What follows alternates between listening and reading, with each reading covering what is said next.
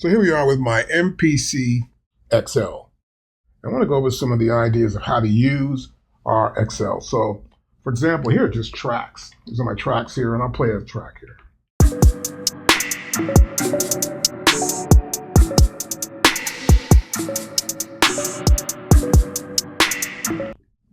A bunch of sounds here on our pads. You notice here the kick drums are all red. My snares and claps are all yellow.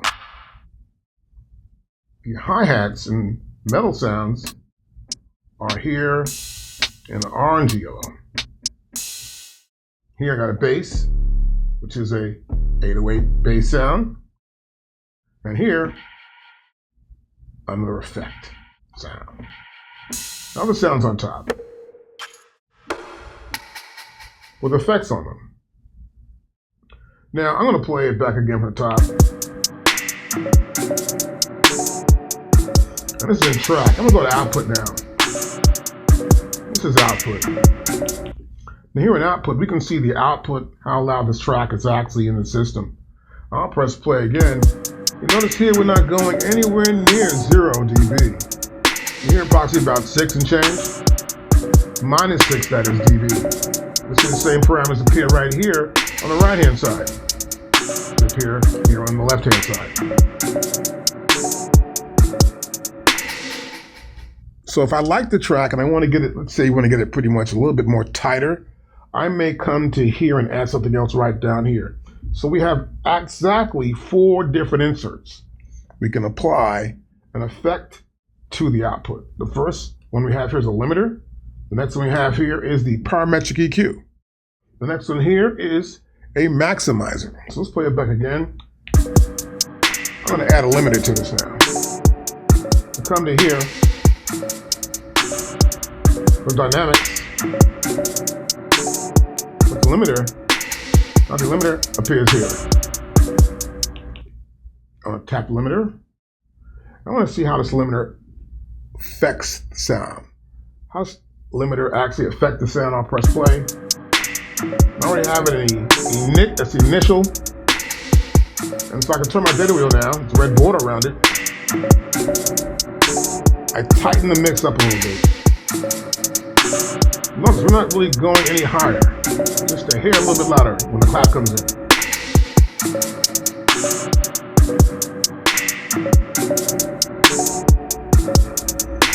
And I go back here.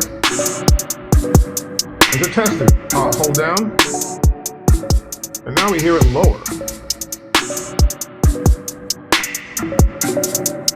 Back on again. So effectively, what I'm trying to do is just A/B test that output to see how it'll affect the overall output of this track. And it's so cool to do it here on an MPC XL because I have the ability to get to that point quickly rather than do menu diving.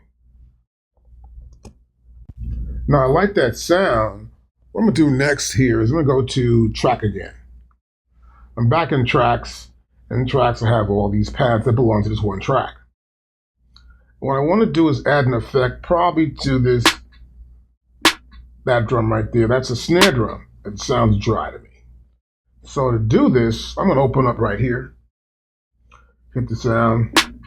I don't see it here. It should appear right here, but it's not because I've got to go to here to select it. This is in track mode. But you have the 4 squares.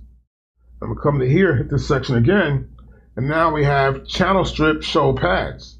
So this is pad 6. That's pad 6 there. And we see pad 6, how loud it is. We see what kind of effects there are on this pad. We have none. We have sends on this pad. Those are the sends. I can send sounds to certain effects. Here's send 1. So let's say I get to here, and there's send 1. Using my data entry right over here, moving the cursor to the left. I'll bring this all the way down here. I want to set it to a return. So I'm going to go back to here. I'm going to close this out so you can see this. I'll go to returns right here. Now in returns, I have a non-linear reverb. I'll set the non-linear reverb right there. This is the point I want to get to. I have a short, cold reverb for the snare drum to be in once in a while when it actually reacts. And it sends the output to the send. Now, I'll go back here.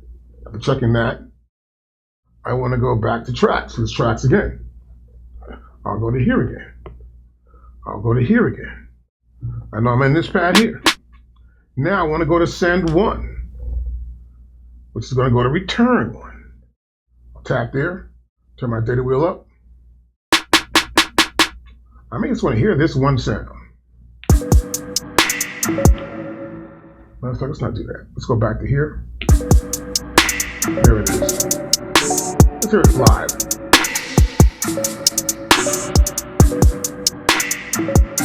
Can we get a better sound of it right there? That's how that sound actually sounds. And so now what I want to do is listen back to it. I'm going to add some other effects. Bring it down some more. So add an effect to that snare drum. That's how we do that. Pretty simple. And you see the return right here. Return one is right there. And we go up here to effects. And we see here we have the non-linear reverb. If I hit this, see the effect going right here into that non-linear reverb. That's how that works. I have another sound here I want to try this with also. I may come to here. I've got a clap right there. It's not going anywhere. So I want to send this out of a different effect, right? I may want to go to a different return. I go back here to returns, right? Here I'm in returns. And what I'm probably going to do here in this case is use return to. What I can also do is go back to track here, right? I see my tracks right there. I'm going to return, so now I see return to right here, one right there. I may come to here. I want to see return to. Nothing's there. I got something set up for it though. I'll turn this on like this, and I have a delay right there. Now I'll tap this delay. We're in it right now, and the delay is on, as you can see, right there. Okay, cool. I'll come back to here, leaving the delay set up. And next I want to get the sound I want to use. I want to use this sound right here. Let's see. Now see, these are all yellow now, right? So that's kind of different. So I'm going to go back to here and make sure I get back to where I want to be at with these tracks like that. Like this here. That's just a sound, and it's got its own reverb tied to it.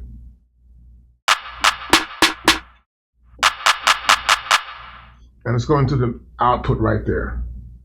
So I'm going to go back to here. I got this sound selected, which is cool. I want to send it to output 2. So I'll go to here, output 2. I'll turn this on. See that reverb? That's a delay actually. You see it going back and forth here. Reverb is on the clap itself, and I'm adding the effect of this delay. And that's going to send to, which is going to return to. Now you see return to right there. Now I press play start from the top.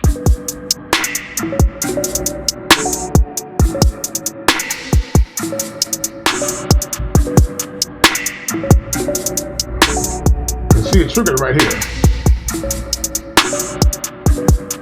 It's triggering that sound, and you also see it go into the delay. I have another track here I want to work with here.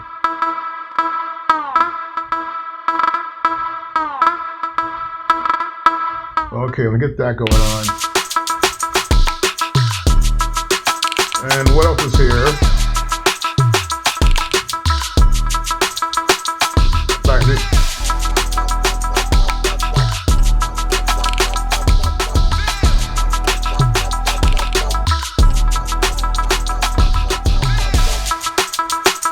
All right, cool. We got that track going on. We want to mess with the guitars. So go back to where it says guitars, which is right here and here.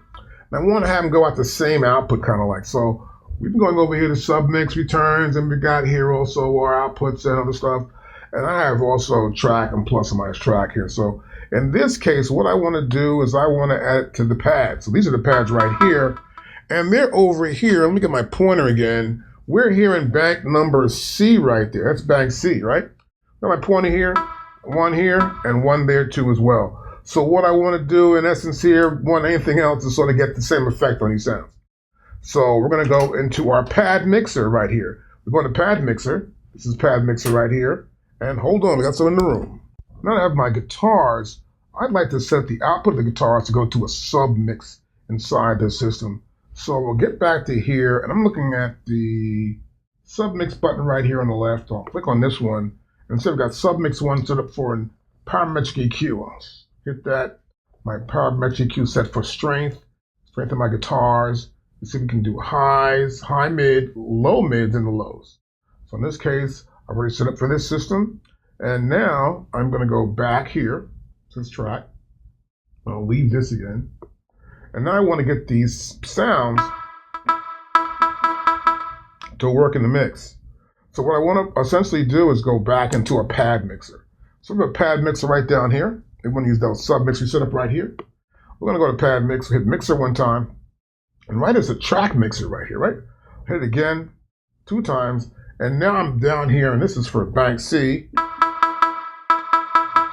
There you go, 5 and 6, you see them highlight right here. So to send them to the submix, I need to send their outputs there. Currently their outputs are going to the track. I want to go to the submix. I hit to here, I'll tap here, and now we're going to submix 1.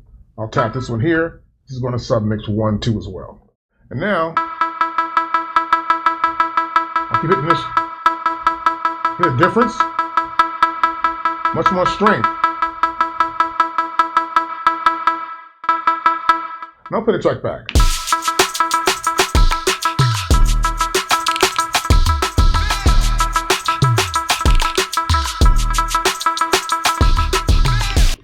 And what I probably want to do is change that submix level. I'll go back here to submix. See, we can't do that, but I'll go back here. First of all, I'm actually in the other mixer mode, where I'm actually looking at it through this mixer right here, right? Which is the mixer here. So here we could tap to here. If I tap submix, we see it now down here, up here. Like tap this, and put that there.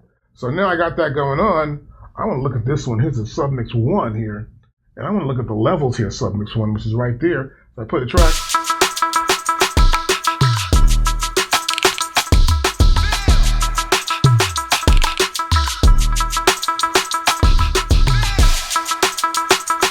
I can control the output. I can control the output, as you can hear, by setting those 2 sounds to the same submix. This way I can also apply effects to them in that submix, even more than just that. I can add more effects. You see here under effects, I only have 1 effect here. I can insert 3 more.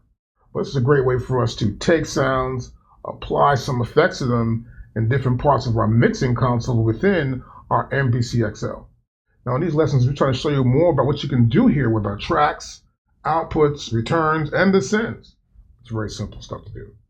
And this will help you improve your sound with your MPC XL.